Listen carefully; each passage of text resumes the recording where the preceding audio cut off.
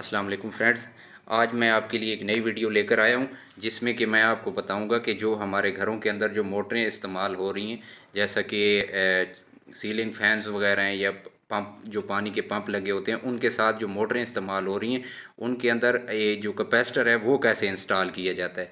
उम्मीद है कि आज की वीडियो को देख के तमाम भाई इस चीज़ को बखूबी समझ जाएंगे कि जो भी हमारे घरों के अंदर जो मोटरें इस्तेमाल हो रही हैं, मोस्ट कॉमनली जो 220 वोल्ट की, उनके अंदर कैपेसिटर कैसे इंस्टॉल किया जाता है। क्योंकि पॉसिबल है, वैसे तो ये जो कैपेसिटर हैं ये कंपनी से फिटेड आते हैं, लेकिन बाज़ औक़ात ये भी हो सकता है कि किसी शॉर्ट सर्किट की वजह से वो जो तारें हैं वो जल सकती हैं या कैपेसिटर ब्रस्ट हो सकता है। तो अगर आप बाज़ार से नया कोई कैपेसिटर ख़रीदते हैं तो उसको उस मोटर के अंदर कैसे इंस्टॉल करना है। तो सबसे पहले तो मैं आपको एक चीज़ बताता चलूँ कि आपने एक ख़्याल रखना है फ्रेंड्स कि जो आपने कैपेसिटर अगर लेना है तो उस मोटर के अंदर जिस कैपेसिटी का कैपेसिटर लगा हुआ है, आपने कोशिश करनी है कि उसी कैपेसिटी का उसके अंदर कैपेसिटर लगाएं। अगर कम का लगाएंगे या ज़्यादा का लगाएंगे तो उसमें आपकी मोटर की जो एफिशिएंसी है उसमें प्रॉब्लम आ सकता है। ठीक है, तो आपको अब कैसे पता चलेगा कि जनाब उसकी जो करेक्ट जो कैपेसिटी का जो कैपेसिटर है वो कौन सा है। तो आप उस मोटर को खोलेंगे, जब उसका कवर खोलेंगे तो उसके अंदर आपको ये देख रहे हैं, ये इस तरह का ये कैपेसिटर है जो कि इस मोटर के अंदर लगा हुआ था। तो वो छोटे साइज़ में भी आते हैं कैपेसिटर जो भी हो, लेकिन उसके ऊपर ये इसकी कैपेसिटी लिखी हुई है 20 माइक्रोफेराड ±5%। मतलब कि ये 19 का भी लग सकता है, 21 का भी लग सकता है, ये तकरीबन तकरीबन ±5% है। ये इसकी ये जो है ना, ये अपना ये वाला जो कैपेसिटर है, आपने जब भी बाज़ार से ख़रीदना है तो इस कैपेसिटी का कैपेसिटर ख़रीदना है, या आप यही ले जाएं। आपको अगर पता नहीं है तो आप वही कैपेसिटर ले जाएं और उसको बोलें कि जी ये वाला जो है ना इस तरह का मुझे कैपेसिटर चाहिए। तो आए वीडियो को शुरू करते हैं। काइंडली तमाम दोस्तों से इल्तमास है कि जिन्होंने अभी तक चैनल को सब्सक्राइब नहीं किया, चैनल को सब्सक्राइब कर दें ताकि हमारी और बेल आइकन को प्रेस कर दें ताकि मेरी हर नई आने वाली वीडियो आप तक बआसानी पहुंच सके। तो दोस्तों ये एक मोटर है मेरे पास, ये मेरे पानी का जो पंप है उसके साथ लगी हुई है। तो अब इसमें ये है कि ये कैपेसिटर इसमें ऑलरेडी फिटेड था कंपनी की तरफ से, लेकिन मैंने निकाल दिया है इसको आप लोगों को समझाने के लिए कि इसमें कैपेसिटर कैसे इंस्टॉल होगा। ये देखें, अब ये 3 तारें इस मोटर से बाहर आ रही हैं इसकी वाइंडिंग की। ठीक है, इनमें एक कॉमन होती है, एक रनिंग होती है और एक स्टार्टिंग वाइंडिंग होती है।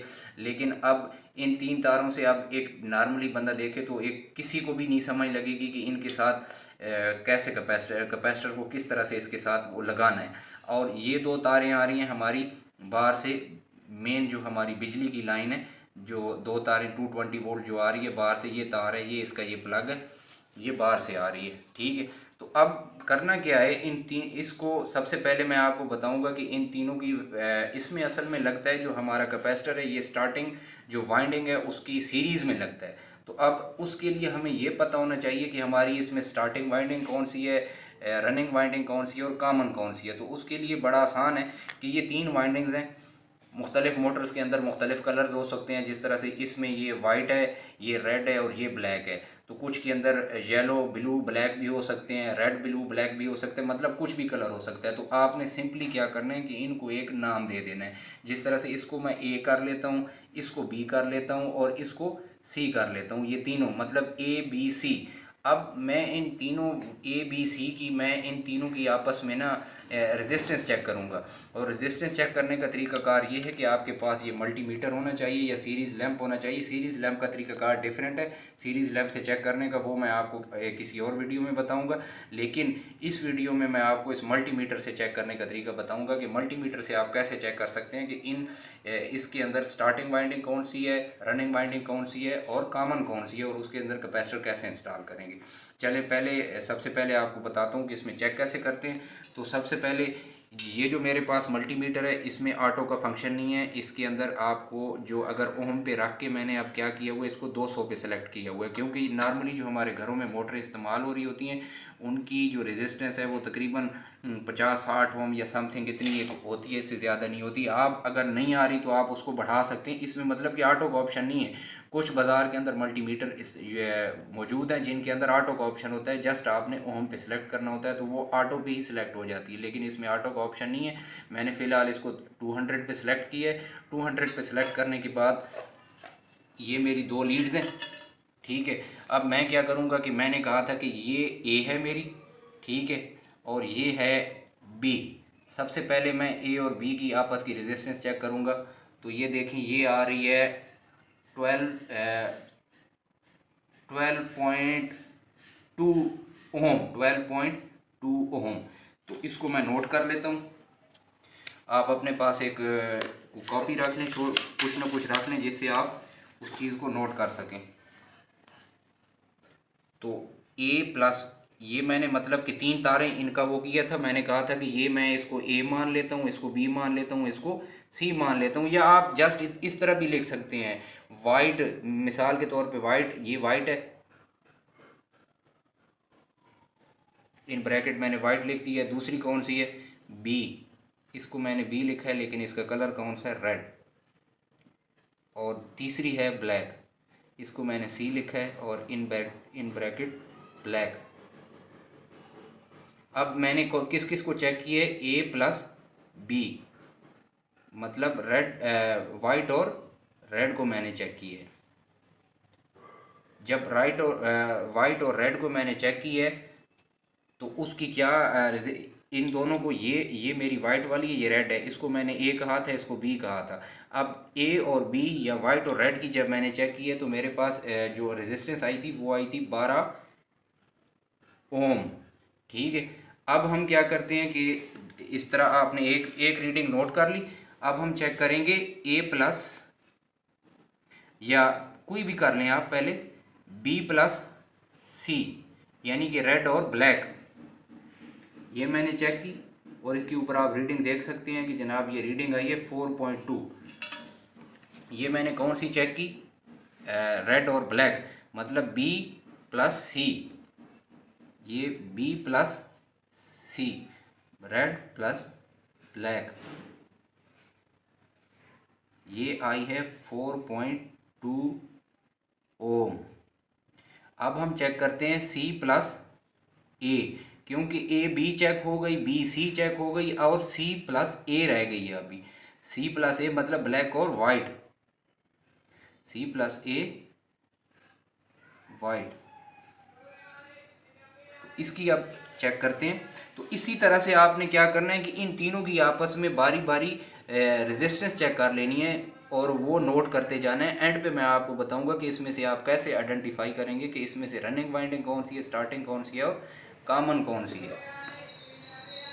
अब इसमें हम देखते हैं जनाब, ये ए बी हो गई, बी सी हो गई, अब रह गई है ए प्लस सी। तो ए प्लस सी को जब मैंने चेक किया तो ये आई है 8.2।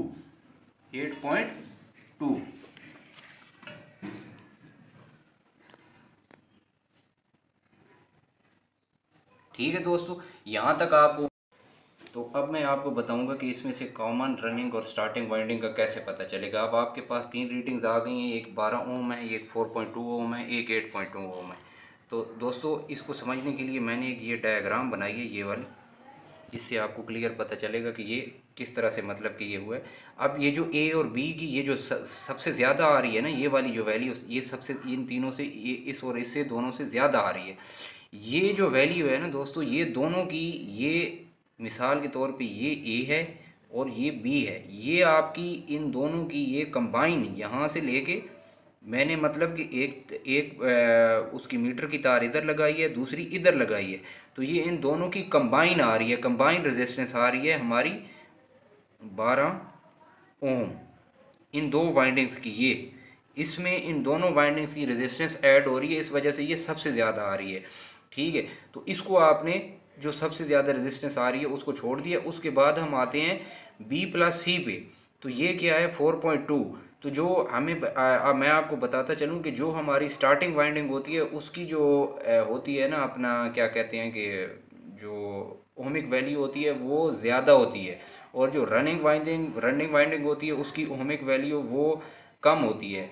तो अब ये तो 12 वो, ये जो 12 ओम आ रही है ना, जो सबसे ज़्यादा आएगी वो दोनों की कंबाइन आएगी। उसमें आप ये नहीं आइडेंटिफाई कर सकते कि इसमें से रनिंग कौन सी है, स्टार्टिंग कौन सी है, उसको आपने रहने देना है। बाकी जो आपकी दो आई हैं ना, ये अब इन दोनों को इससे अब कैसे पता चलेगा कि ये इन दोनों की कंबाइन है? आप इसको और इन दोनों को जब आपस में प्लस करोगे ना, इसको और इसको, तो आपके पास तकरीबन तकरीबन ये वाली रीडिंग आ जाएगी। ये जो 12 ओम आ रहा है, आप देखिए ना, ये 8.2 है, ये 4.2 है। अब इसको मैंने जब प्लस किया, 8 + 4 12 और 2 + 2 तकरीबन तकरीबन 12.2 12.4 ओम आ रहा है। तो इससे ये आइडेंटिफाई हो रहा है कि जी ये जो रीडिंग है ना, ये इन दोनों वाइंडिंग्स की कंबाइन है। अब इन दोनों में से कोई एक रनिंग है और कोई एक स्टार्टिंग है। तो उसके लिए आपको क्या करना पड़ेगा कि जो स्टार्टिंग वाइंडिंग है, स्टार्टिंग वाइंडिंग उसकी जो रेजिस्टेंस है,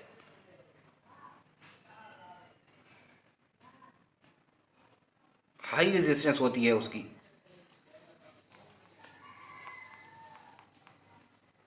ठीक है दोस्तों, अब इसमें से हाई रेजिस्टेंस किसकी है? C+A, ये आ रही है आपकी 8.2 ओम, और B+C कितनी आ रही है आपकी? 4.2 ओम। मतलब कि ये जो आपकी जो C+A को जब आपने चेक की है, ये मिसाल के तौर पे C है, ठीक है। अब इसको हम मान लेते हैं कि ये जो सी है ना, इन दोनों के साथ आपने जब चेक किया है, ये वाला जो सी है, ये आपकी आ गई कॉमन। ये जो सी है, ये सेंटर में, ये जिस तरह से मैं आपको ये सी, ये आपकी आ गई कॉमन, क्योंकि इसकी बदौलत जब आपने बी के साथ चेक किया तो वो कम आई है, और ये सी के साथ जब चेक किया तो आपकी, आप इस डायग्राम को जब देखेंगे तो आपको इजीली समझ आएगी कि बेसिकली ये चीज़ किस तरह से, मतलब कि ये फाइंड आउट हो रहा है। ये आपका जो सी है ना, ये आपका है कॉमन, ठीक है। B+C को जब आपने चेक किया तो अब क्या है कि इन दोनों में से किसकी ज़्यादा आ रही है? ए की जो है ना, ये ए जो हमारे पास है, इसकी आ रही है 8.2 ओम। तो हमारी जो ए वाइंडिंग है ना, ये है हमारी स्टार्टिंग, ये वाली। यहाँ से मैंने ए इसको किया था, मतलब कि ये जो मेरी वाइट है ना, वाइट, ये वाइट वाली वाइंडिंग मेरी है स्टार्टिंग वाइंडिंग। अब जो है दूसरी क्या कहते हैं उसको, बी, बी जो वाइंडिंग है वो है मेरी रनिंग वाइंडिंग, क्योंकि उसकी ओमिक वैल्यू सी के साथ आई है 4.2। बेसिकली जो कॉमन होती है ना, वो दोनों वाइंडिंग्स के दरमियान में एक न्यूट्रल पॉइंट दिया जाता है, जिससे ये होता है कि आपकी दोनों वाइंडिंग्स की आपस में जो है ना, जब आप इंसुलेशन अपना रेजिस्टेंस लेंगे तो जो स्टार्टिंग वाइंडिंग होगी उसकी ज़्यादा आएगी और रनिंग वाइंडिंग की कम आएगी। तो बी की जो रेजिस्टेंस आई है वो कितनी आई है? 4.2। तो ये हो गई आपकी रनिंग वाइंडिंग, रनिंग। और ये मतलब कि जो ये वाली जो तार थी, ये मेरी हो गई रेड वाली, ये रनिंग वाइंडिंग है। और ये जो ब्लैक है, कि इसके साथ जब मैं इन दोनों के साथ चेक करता हूँ तो इनकी वैल्यूज़ मेरे पास ये दो आ रही हैं, 4.2 और 8.2।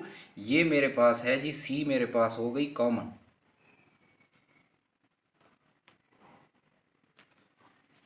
अब मैं आपको बताता हूँ कि इन तीनों के साथ, ये तो आपने आइडेंटिफाई कर लिया कि ये स्टार्टिंग है, ये ये रनिंग है, और ये वाली जो ब्लैक वाली है ये कॉमन है।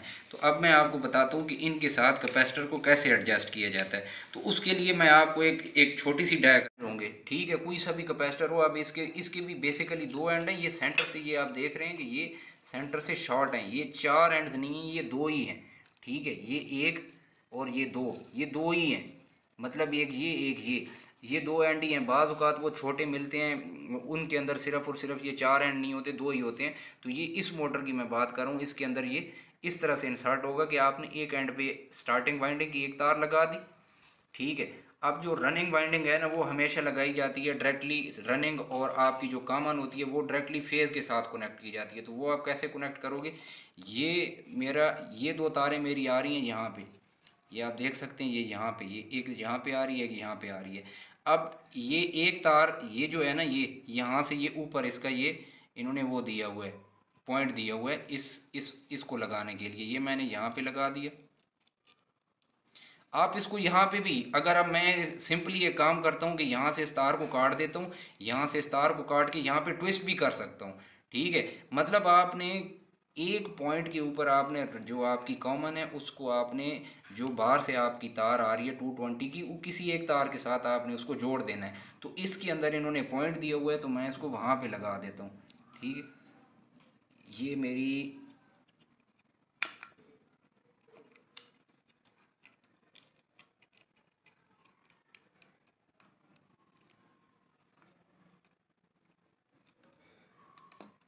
ये मैंने लगा दी। अब आते हैं आगे। अब ये जो चीज़ है ये कहाँ पे लगेगी, ठीक है। इसका भी सेम ही तरीकाकार है कि आप ये जो दूसरी तार है ना, ठीक है, आप इसको इसके साथ ट्विस्ट करके, ठीक है, जो दूसरी जो हमारी मतलब कि रनिंग वाइंडिंग की तार है, अब स्टार्टिंग वाइंडिंग कैपेसिटर के एक एंड पे लग गई जो कॉमन थी, वो एक जो बाहर से तार आ रही है हमारी 220 वोल्ट इनपुट की उसके ऊपर लग गई। अब जो दूसरी तार बच गई है जो बाहर से आ रही है 220 वोल्ट इनपुट की, उसके साथ मैं क्या करूँगा कि ये जो रनिंग वाइंडिंग है मेरी, इसको मैं इसके साथ इस तरह से मतलब कि ट्विस्ट कर दूंगा। इसको अगर ये कटी हुई है तार तो इसके साथ काट के हम इसको ट्विस्ट करके और जो कैपेसिटर का दूसरा एंड है उसके ऊपर लगा देंगे। इससे क्या होगा कि हमारा ये जो तार है ये यहाँ पे लगेगी, ठीक है, और यहाँ से ये इस स्टार्टिंग वाइंडिंग की सीरीज़ में आ जाएगी। अब इन्होंने इसके अंदर एक पॉइंट दिया हुआ है सिंपल।